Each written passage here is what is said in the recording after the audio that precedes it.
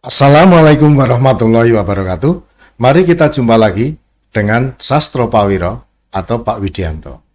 Kali ini saya akan memberikan tutorial tentang bagaimana memanfaatkan Google Docs dan juga Google Translate. Yang mana ini untuk kepentingan kita dalam hal menulis.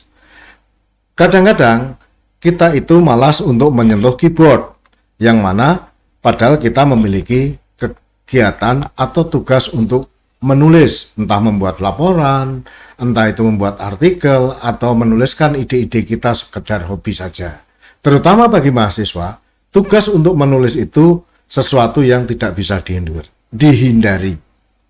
Ya, apalagi mahasiswa S1, itu yang mana di akhir nanti paling tidak harus membuat satu bentuk laporan penelitian atau skripsi.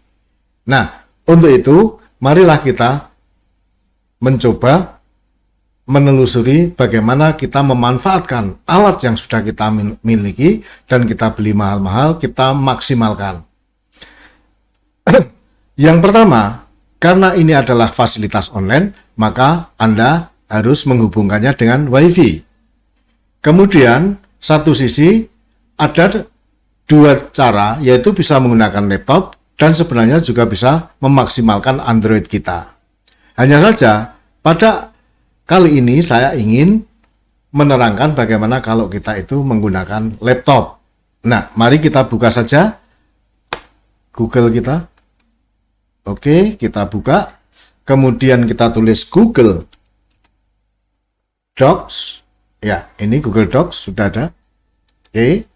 Nah, tinggal kita menggunakan for personal use. Oke, kita pribadi langsung klik saja. Ya. Ya. Kita klik saja. Ya. Ini. Ya. Oke, kita buka Google Docs kita. Nah, di sini ada berbagai macam dokumen baru. Yang pertama kosong sama sekali, kemudian resume dengan ada serif, dan resume ada dengan Coral. Kemudian ada juga proposal proyek dan brosur. Di sini sebenarnya Google Doc ini sudah memberikan kemudahan bagi kita manakala kita ingin membuat tentang kurikulum vitae kita ini dengan menggunakan ini, atau bisa juga kalau kita mau menyusun proyek atau kita mau membuat sebuah brosur.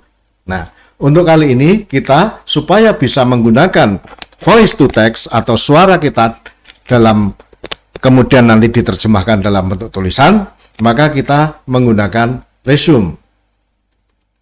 Nah, karena di resume sini sudah ada tulisannya, maka kita Ctrl A saja, kemudian kita delete, nah sehingga kosong. Nah, untuk memulainya, kita bisa mengklik pada alat. Di alat ini kemudian ada tulisan dictate atau dictation kalau dalam bahasa Inggris. Ini dictate. Kemudian kita klik saja, maka akan muncul apa itu speaker atau mikrofon, gambar speaker atau mikrofon. Kemudian kita bisa pilih bahasanya yang akan kita pergunakan. Apakah kita mau menggunakan bahasa Afrikan, bahasa Indonesia, bahasa Melayu, bahasa Jawa, bahasa Sunda, maupun bahasa Jerman dan lain-lainnya. Nah, kita pilih saja bahasa Indonesia. Oke. Kemudian untuk tidak mengganggu, bisa saja ini kita pindah di sebelah sini. Ya. Kita pindah di dalam kotak ini. Oke. Pada saat kita mau menulis, maka kita harus mengklik gambar mikrofon ini. Contohnya ini sekarang. Saya klik latar belakang. Oke. Sudah saya tulis latar belakang. Ya. Kemudian kita klik. Kalau kita mau menggunakan kemudian kata-kata yang lain, silahkan. Misalkan seperti ini. Pada masa pandemi COVID ini, banyak para usaha UMKM yang gulung tikar dikarenakan tidak mampu berjualan, di mana karena adanya PPKM banyak membatasi orang-orang yang mau keluar untuk jajan. Kita titik. Ya. Kemudian kita lanjutkan. Nah, ini karena tidak saya klik, maka kemudian kita lanjutkannya akan muncul. Dan kalian lihat, dan Anda tadi bisa melihat di mana bahwa kecepatan suara saya dan kecepatan tulisan ini ternyata seimbang. Ini kita cek akurasinya. Ya, saya besarkan sedikit. Nah, ini sampai kata-kata saya. Ya, untuk keluar jajan. Nah, tadi kata-kata saya mungkin terlalu cepat. Ini tinggal bisa aja. Ini ada istilahnya pensaranannya. Ini keuntungan dengan menggunakan Google Docs, kita nanti tinggal bisa mengedit di sini, dan manakala kita mau menggunakannya, kemudian mau kita bikin pada Word, ya, itu tinggal kita simpan nanti di simpanannya, misalkan di sini atau di downloadnya, itu dengan menggunakan Microsoft Word, atau bisa juga format Open Document atau PDF, atau teks biasa TXT dalam Notepad. Nah, ini keuntungan kalau kita menggunakan dengan Google Docs. Kemudian yang kedua, yaitu bisa saja kita menggunakan dengan Google Translation. Ya, Google Translate. Contohnya seperti ini. Nah, Google Translate, ya, kita menggunakan Translate Google. Google Translate. Mana Google Translate? Ya. Situs Google Translate. Oh, ini ya, Google Translate. Nah, di sini Google Translate kita buka. Ya. Di mana Google Translate ini kita memiliki dua keuntungan. Manakala kita harus menuliskannya itu dalam bahasa Inggris, ini sudah ditranslatekan. Tetapi hati-hati, kalau Anda ingin memiliki satu akurasi di dalam terjemahannya, maka gunakanlah kalimat itu dengan kaidah kalimat bahasa Indonesia yang baik dan benar. Yaitu, usahakan dengan SPOK. Jangan seperti kebiasaan kita biasanya menggunakan bahasa yang melingkar-lingkar. Karena kita sangat menguasai bahasa Indonesia, maka kita akan mengetikkannya di dalam bahasa Indonesia. Sama seperti tadi, kita bisa mengklik di sini, di mikrofonnya.